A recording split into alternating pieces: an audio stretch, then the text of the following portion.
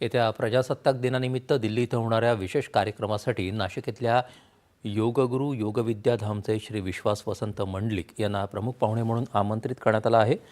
भारत सरकारच्या वतीनं हे निमंत्रण त्यांना नाशिकमधल्या तळवाडे इथल्या गुरुकुल संमेलनात नाशिक मुख्य पोस्ट कार्यालयाच्या अधिकाऱ्यांद्वारे सन्मानानं प्रदान करण्यात आलं।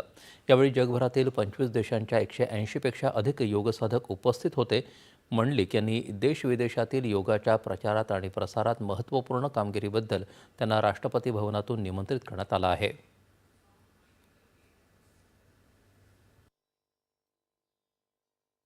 राष्ट्रपतींचं निमंत्रण आहे म्हटल्यानंतर आनंदाला परिवारच नाही असं म्हटलं पाहिजे का। पण त्याच्यावर एक वैशिष्ट्य सांगता येईल की योगाच्या क्षेत्रामधून योगाच्या कामामुळे हे निमंत्रण आलं हे निश्चित आहे। त्यामुळे योगालाही तेवढंच महत्त्व आलेलं आहे आणि जे काय काम झालेलं आहे सगळं ते आमच्या असंख्य कार्यकर्त्यांनी काम केलं आहे।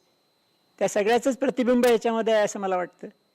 मी नाममात्र आहे असं म्हणायला काय हरकत नाही।